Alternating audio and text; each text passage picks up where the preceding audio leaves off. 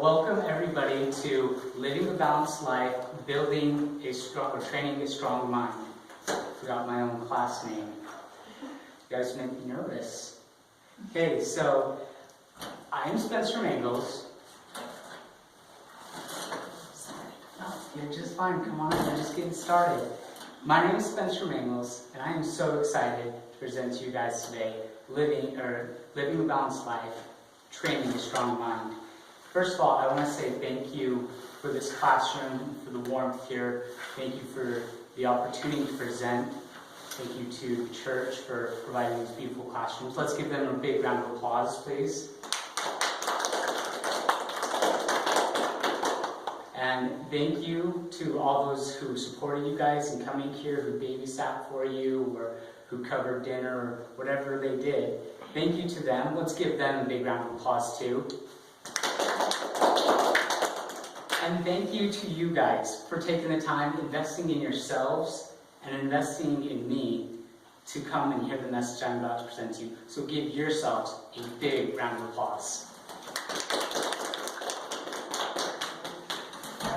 So, how many of you have ever had the thought or felt the feeling that, you're not good enough, or you don't belong, or why do you even try? If I raise a hand, how many of you have ever felt that or heard that in your head? Okay. How many of you have ever struggled with getting your mind to a good place and you're getting it to where you're happy and confident, and then it just goes away? How many of you struggle with that?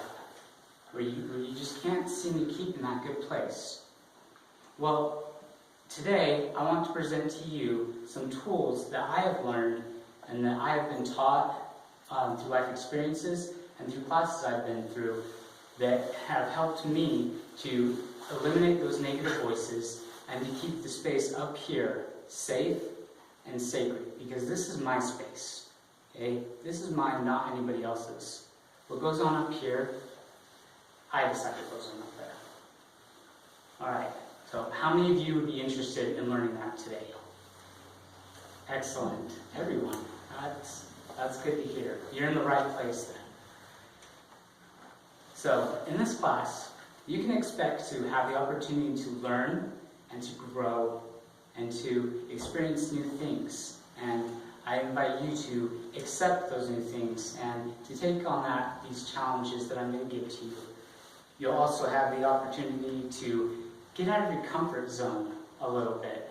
You're going to get a little bit uncomfortable, but it's okay. I haven't killed anybody yet, so you'll survive. So you're only going to get a little bit uncomfortable. How uncomfortable? How uncomfortable? A little bit. A little bit uncomfortable. That is another thing. In this class, I very much encourage you guys to interact. Okay? If I'm just standing up here, just speaking, it's going to get very boring for me, and I know it's going to get very boring for you. So I'm going to interact with you guys a little bit, and I'm going to want you guys to give me some feedback.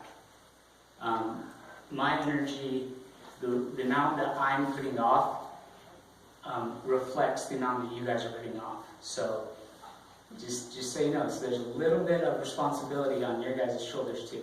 It's up to me to keep the energy high in this class, and I commit to do that.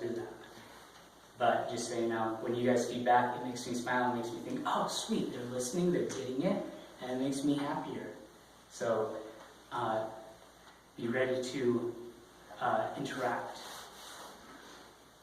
Can I make a comment? Yes, please. She's saying that reminds me of what Brigham Young said about the Holy Ghost, that we only learn truth through the witness of the Holy Ghost, and the teacher can only teach. I mean, it's his responsibility to teach, but the Holy Ghost puts our responsibility to receive the from him. Exactly. We can't ever sit through a meeting and say we're going to get something out of it if we didn't do our Exactly. part. Yes, thank you. Yes, thank you for sharing. Okay, may I share with you guys a bit about my background and how I got into this and how I've learned some of the things I've learned. Is that okay with you guys? Yes, sir. Excellent. Okay, so as a young man, I had the opportunity to teach and to be a camp counselor at a diabetes camp for youth and children with diabetes. And all these young kids, it was my responsibility to help them both physically, taking care of their blood sugar and monitoring it, and also on a mental, spiritual, and emotional level, helping them work through the stress and the depression that you can get through this disease. And sometimes you get down, and I was able to help them to see what they could accomplish. I also had the opportunity to serve a 2-week work mission with a group of young men, a group of young youth, and I was a team captain at first, and then I was advanced to a camp commander where I was over the entire camp, just below the camp director.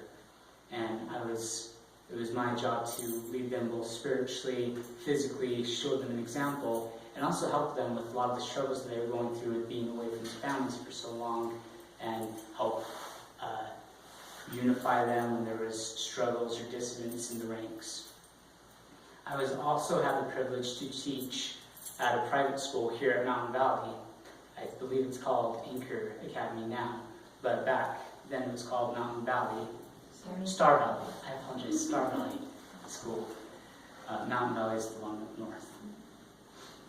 And I've also had the opportunity to take many classes. I've actually lost count of all the classes that I've been through learning this material, and I've had the opportunity to be through 2 programs, and I'm going through a 3rd one right now.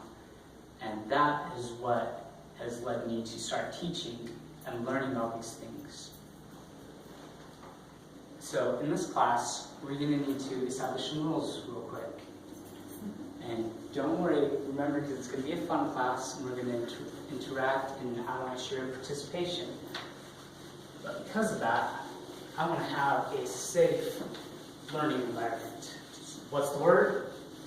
Safe learning environment. Okay, so rule number 1.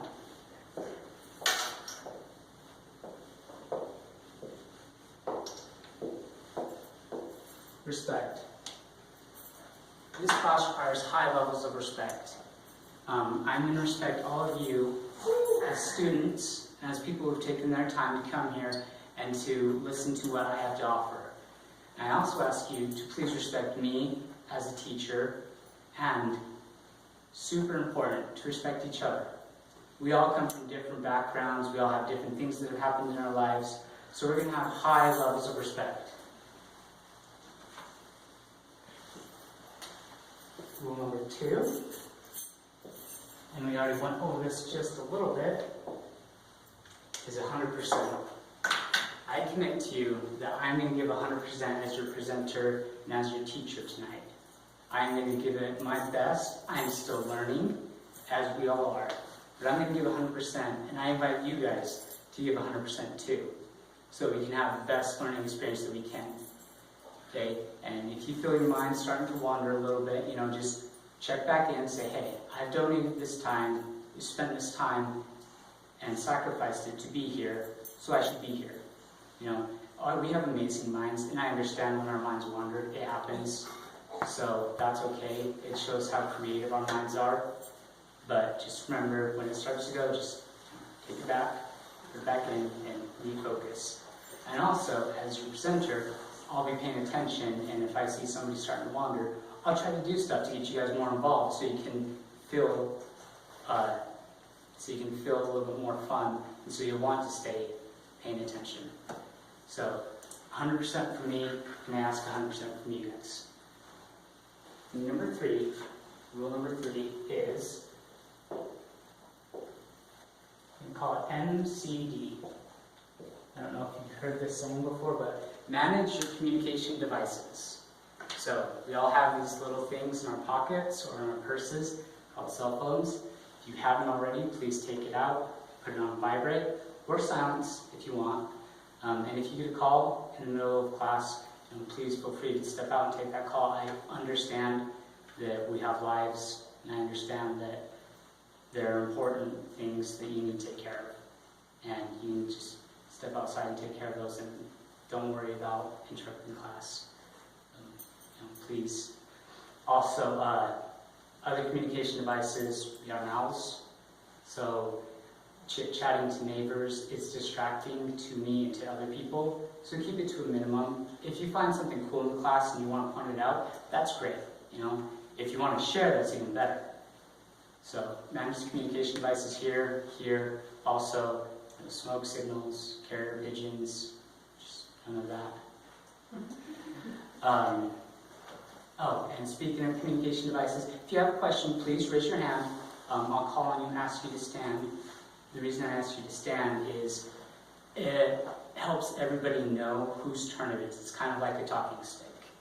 So that way we can keep the questions brief, and we can get our point across. Because sometimes when I presented, it turns into a conversation, and that's okay, but that detracts from the class because I can't manage the time that way.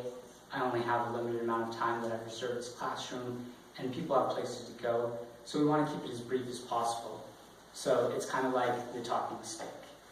When it's your turn to present, you gotta stand up. I gotta stand up when I have to present, so it may feel a little bit uncomfortable, but it's also a good thing to learn, to be able to stand up when you're talking and be able to present to people. So it's twofold there. One, benefit for the class, and a benefit for you on a personal level too. So, all right, can we all please agree to these 3 rules by raise of hands? Awesome, thank you. Thank you so much, everybody. Okay, so a quick overview of what I've been going over for the past few classes is I've been going over the 5 aspects of our lives. You can call them by mental, emotional, physical, spiritual, and connections. Or I just like to simplify it because I am a visual person. Just mind, heart, body, soul, and your relationships. So what I'm basing my curriculum off of is our thoughts create feelings. Our feelings move us to action. Our actions define who we are, and who we are affects our environment. So when you think a thought, it stirs up emotions. If you see somebody that you really love, you'll look at them and you'll be like, hey, this person is this in my life, or they did this, and then you'll feel those emotions come up. And those emotions move you to act in some way, how you treat that person, or what you do in the very moment. If it's a negative emotion, it may make you want to punch that person. So our thoughts create feelings, our feelings move us to action, our actions define who we are. So if you're the person that goes around punching people, you're going to be a bully. That's going to be what defines you. And then the bully, that's going to define how his environment reacts to him. And I say environment because it affects our finances, our business, our relationship with people, our relationship with our higher power. It affects everything around us. And it all starts with our mind. So that's a brief overview. And actually were you in my last class? No. Were you? Recording. Yeah. Okay. A quick, what's the word? Retraction. In the last class, I actually said that it was our emotions that control our thoughts. After going back and re-looking through my curriculum and studying some more and talking to a few people, I figured out that it's actually our thoughts that are the first step. Because our emotions don't control our thoughts. Sometimes we feel like they do, but it was actually the initial thought that moved that emotion. So it all starts with our mind. And our mind is so amazing. I like to call it the center of our creative universe. It's what makes everything go. If you have something in your life right now, whether it's a family, a relationship, a business, it started up here. It started up here, could have started when you were very small and you were thinking about what you wanted in a family and what you wanted in a husband, or for me, a wife. So it started up here. In business, same thing. It started all up here. So I really like that saying, the center of our creative universe. And it is so powerful. And in order to change the world, change our environment, we must change our mind. So that being said, how important do you think it is to protect our mind? Very important. Would you all agree that it's very important? Yeah. Yeah, it's kind of critical. So, at the beginning of the class, I asked you guys if you would ever have those negative voices getting in your head. If you would ever have those thoughts. So, if you're having those thoughts over and over and over again, what do you think that's creating? It's kind of scary if you think about it, isn't it? So what I'm going to present to you today, the first tools, are about protecting our mind and getting our mind secure. Because there are forces out there that are trying to get in there. And with me, they have gotten in there in the past. And they've gotten pretty bad. They've gotten to the point where I actually started to speak the words that they were saying up here. I started to think that they were my words. That it was me that felt that way about myself. And when you start thinking it's you, that's thinking these things, you're going to start believing it, that it's true. And when you're thinking it's true, that you don't belong, that what you do is not important, that leads down a scary road. Yes, please. I just said, are you talking about like the voices like from the devil, or like voices around you from other peers, or what are you talking about? So, excellent question. Thank you for bringing that up. Wasn't sure if I was going to go into that, but we're going there now. So, that goes back to what I was talking about, the mind, the heart, the body, the soul, and your environment. So the adversary, or, you know, if for those people on the internet, because this is a pretty universal belief in this classroom, but for those people on the internet, you can call just dark forces, or the universe, or karma, or whatever you want to call it. I call it the adversary, because if you look up the word adversary, it means somebody that is against you. So I think that's a pretty spot-on description. What he does, or it, or they, or whatever it is, they attack your mind first. And once you block them in your mind, once you get them out of your mind, they go for your emotions. They start trying to get things to get your emotions riled up. And when they can't do that, they present you with physical body, I don't know if that's a word, but physical obstacles. And once you get past those physical obstacles, they start going for who you are, your identity. They start making you question, well, am I really this? They start going for your identity, who you are, what makes you you. And once they can't get you there, then they go to your environment. And then if they've got your family up here, they'll start hitting your family. And you may experience, if you start to get all these aspects, you may experience some things coming out of your family that you've heard of there before. And it'll shock you, like, where did you guys hear that? It's because it's moving to your environment, because you've upped your level. And that means the opposition is up in gets. Because if it got you beat, it doesn't really have to try. I'm going to use a football analogy. I apologize, because I don't think any of you played football. But once your opponent had you, and he exploded up, and he got you, and you were reeling back, he doesn't have to put much effort into it at all. He just has to keep going a little bit, and you're off balance. And that is what those forces are doing when they've already got us. They don't have to put much effort in it. But once you get back into it, and you start driving back, they start driving too. And I hope that doesn't scare you. It does. How does that not? That's why we're here. When you're upping your level, they're going to up theirs. But what other choice do you have? Are you just going to keep getting pushed back? Because you can always go lower. Once they're pushing you back, they're going to push you to the ground. Do you think they're going to stop there? Can I share something personal with you? Yes, yes. They don't. Once you're on the ground, they don't stop. I know this from personal experience. They don't stop when you're on the ground.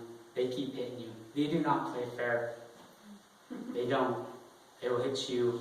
They'll hit you when you're down. They'll hit you below the belt. They'll pull your hair. They'll scratch you, claw you. They'll insult your mother. They do not play fair. They just don't. So I can see how it can be scary, but and I don't want to say you don't have a choice. You always have a choice. But the other choice is just sort of push you. But it doesn't get easier when they're pushing you. It really doesn't. The only other thing to do is move forward. But when you learn the tools, sorry, and I know I told you I was going to get to them, and we got on this tangent. Are we learning from this tangent? Yes.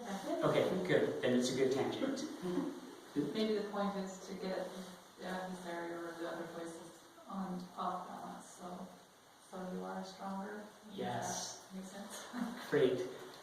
Thank you. You have helped this class just flow, because that is exactly what I was going into next. Getting them off balance. And what we do, the first thing, if you brought notes, write it down. If not, make a mental note right here. The first thing to do is get them out of your head and onto paper. Okay? You start tracking these voices when they say something. You hear something negative, write it down. I know that might sound a little bit weird, why are we writing down negative stuff? Isn't that bad? Isn't putting energy into negative? Okay, the important thing is that when we get them out of our head and onto paper, we have proof to our mind, and we'll remember it. So, I don't want to get into too negative of thoughts, but let's just go for a superficial one. Say this negative thought, or this negative voice, rather. They're kind of thoughts, but more so they're voices. These negative voices say, you're stinky. Okay? So you write that down. And then when that voice comes back, you're walking along, and then all of a sudden you hear that voice, you're stinky. You'll be like, hey, I remember that. And if you have it with you, grab it out, or when you get home, grab it out, look it up, and yep, that voice right there, I have it. That's proof. And it's proof to you, and it's proof to that voice. And when you prove that it's there, when you physically have evidence, you caught it. And it is not good for them when they're caught. They're in trouble when they're caught. They have to go report back to whatever their boss is. Whether it's the cosmic darkness, or it's Satan, or whatever you believe it is. They have to go back to their boss. And their bosses aren't happy, and their bosses aren't nice. You think that these negative thoughts, these negative voices are mean to you? You should see how mean their bosses are to them. They do not like getting caught. So when you catch them, they don't want to come back. And that is powerful. When they don't want to come and boss you around and push you around, that is so powerful. Because what do you guys do when you don't want to really do a job? When it's just something you don't want to do? Do you put a lot of effort into it? Do you try really hard at that? I don't. Maybe I should, but I don't. And they're the same way. They know that they're going to get in trouble. They know that they're going to get beat, so they don't want to be here. And they're not trying as hard. You might find new ones that start coming up, ones that you haven't heard before. I find new ones. I've gone personal once already. Should I go personal again? Yes. Okay. This one's this one's recent, so it's kind of difficult to admit my flaws, but just this last Sunday, I went and I sat down. I was just sitting there trying to absorb the good information being presented, and a voice came to me. It said, and I'm cautious to share voices that I've personally heard, because generally you shouldn't do that, but I'll try and use general terms. It said something to the effect of, wow, Spencer, you're sitting alone. Why are you doing classes? No one even sits by you. You don't have influence over people. And then it went deeper to, you don't belong. You should just remove yourself. And this is me. I've been doing these tools for a long time, and they're still trying to hit that level with me. The, you don't belong, you should remove yourself from the equation level. They'll go there. They'll try anything once you start beating them. So what did I do? I got home, I wrote it down. Because I knew immediately, and that's the good thing, is that once you start doing this, and once you start getting practice, you'll know immediately when they're there. You'll know immediately that, oh, that's them. Because you'll just know, that's not me. Yes. Quick question. When you write it down, do you write just what you hear, or do you write, this is what I think of myself, or this? I write exactly what I hear. And it's actually kind of cool, once you've tracked it for a while, is you, So you like to For write it me- down, I do not belong. I yes. just wondered if that reinforces it in your mind, so that's why I was wondering what it is. It does seem like that at first, but what we're doing is just proving to ourselves. And thank you for bringing that up, because you guys are really in tune or something, because you're just helping this class just move on to the next topic. Is once you write it down and you prove to it, okay, I got it, you're number, 33. And people who have been doing this for a long time, they get up into the thousands. There's a lot of voices they're trying to get to you and trying to stop you. Because they know our potential and they don't want us to reach it. They want to stop us. They want us to get us out of the equation. That is their goal, is that you don't belong, and get us to believe that, and get us to decide to take ourselves out of the equation. That is their ultimate goal. Because when they get us out, they don't have to worry about us. We're gone. They can move on to the next person. So, yes. So after you write it down, the important thing, very important, is to reinforce it with two good things. So, they said, I'm stinky. Okay, so then I'm going to write the exact opposite. I smell very nice and fresh, and I just go wherever with the second one. Go wherever you're feeling like you need a little bit of a pep talk. So, I smell very clean and fresh, and I have a great smile. And you just think of two things, one opposite and one just to lift yourself up, because you are putting down negative stuff and you are seeing it and reading it. So it's important that you also see the good. Yes? I've been told this my whole life. Write down good things about yourself. And then I'm just bombarded with, this is not true. I'm just stupid, So when those voices hit you, this is stupid and this is not true, what could you do with those? Write them down. Write those ones down. And it can get into a long, drawn-out process. And if you're finding yourself crunched for time, just write down the one. And a lot of times they'll try to sneak in stuff and do little bombs that will just go off, and then you'll forget. So write down the ones that you might forget, the ones that are just out of the blue, like the one that I just shared with you. I wrote that down as quick as I could, because I didn't want to forget that they did that, that they said that. So write those ones down as quick as you can. And the ones like, oh, this isn't true, this is dumb, generally you'll remember those ones, because they're very general, they're very superficial terms, so they're easy to remember, and you can just go and do it at some other time. So, start tracking those. Yes, please stand up. Sorry, I haven't been having people do that. So I'm the first one to stand up. have kind of a difficult question. Okay.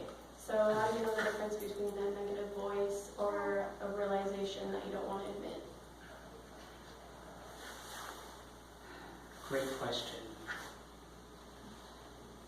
How I would do it is, even if I felt like it was a lie, I would still write down the realization and just count it as not true.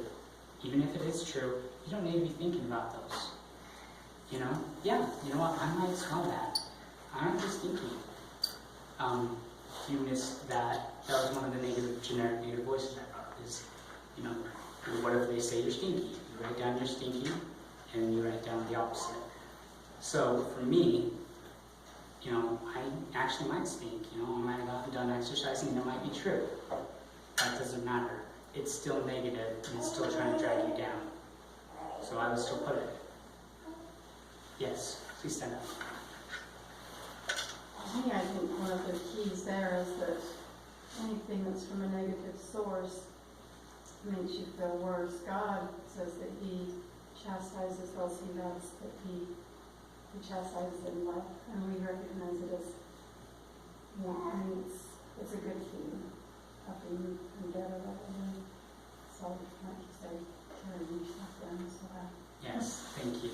That's Great. The chastises and then the devil goes to look afterwards, so maybe writing down two good things afterwards. And really good.